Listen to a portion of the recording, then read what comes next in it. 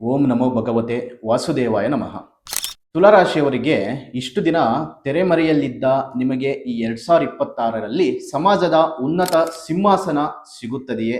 ಮತ್ತೆ ಜಾತಕದಲ್ಲಿ 10ನೇ ಮನೆಗೆ ಗುರು ಬರುತ್ತಿದ್ದಾನೆ. ಇದು ನಿಮ್ಮ ವೃತ್ತಿ ಜೀವನದ ಅತಿ ದೊಡ್ಡ ಟರ್ನಿಂಗ್ ಪಾಯಿಂಟ್ ಆಗುತ್ತಾ? ಸಂಕ್ರಾಂತಿಯ ನಂತರ ನಿಮ್ಮ ಆರ್ಥಿಕ ಸ್ಥಿತಿ ಎಷ್ಟು ವೇಗವಾಗಿ ಬದಲಾಗಲಿದೆ?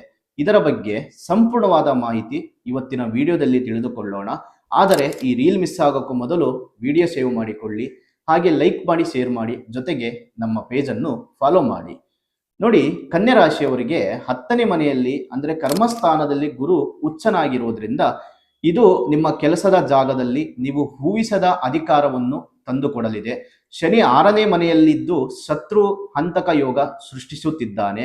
ಅಂದರೆ ನಿಮ್ಮ ವಿರುದ್ಧ ಸಂಚು ಮಾಡಿದವರೇ ನಾಶವಾಗುತ್ತಾರೆ. ರಾಹು 5ನೇ ಮನೆಯಲ್ಲಿ ಇರುವುದರಿಂದ ಹಳೆಯ ಹೂಡಿಕೆಗಳಿಂದ ಅನಿರೀಕ್ಷಿತ ಲಾಭ ಸಿಗಲಿದೆ.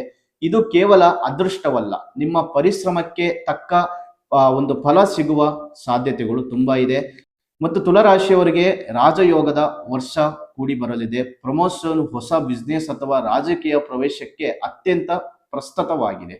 ಆದರೆ ಎಚ್ಚರ, 10ನೇ ಒಂದು ಮನೆಯಲ್ಲಿ ಗುರು ಇರುವುದರಿಂದ ಅಹಂಕಾರ ಬೇಡ. ನ್ಯಾಯದ ಹಾದಿಯಲ್ಲಿ ನಡೆದರೆ ಮಾತ್ರ ಈ ಸಿಂಹಾಸನ ಶಾಶ್ವತವಾಗಿ ನಿಮಗೆ ಸಿಗುತ್ತದೆ.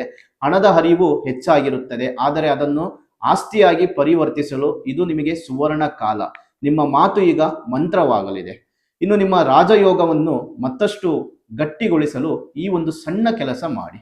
ಅದು ಏನೆಂದರೆ, ಪ್ರತಿ ಶುಕ್ರವಾರ ಮಹಾಲಕ್ಷ್ಮಿಗೆ ಅಕ್ಕಿ ಪಾಯಸ ನೈವೇದ್ಯ ಮಾಡಿ ಬಡವರಿಗೆ ಹಂಚಿ. ಬೆಳ್ಳಿಯ ಉಂಗುರ ಅಥವಾ ಸರವನ್ನು ಧರಿಸಿ. ಇದು ನಿಮ್ಮ ರಾಶ್ಯಾಧಿಪತಿ ಶುಕ್ರನನ್ನು ಬಲಪಡಿಸುತ್ತದೆ. ಮತ್ತೆ ಓಂ ಶ್ರೀಂ ಹ್ರೀಂ ಶ್ರೀಂ ಕಮಲೆ ಕಮಲಾಲಯೇ ಪ್ರಸಿದ್ಧ ಮಂತ್ರವನ್ನು ಜಪ ಮಾಡಿ. ಧೈರ್ಯ ಮತ್ತು ನಿಮಗೆ ಈ ಒಂದು ಪರಿಹಾರದಿಂದ ಉತ್ತಮವಾದಂಥ ಒಂದು ಲಾಭ ಫಲಗಳು ಸಿಗಲಿದೆ.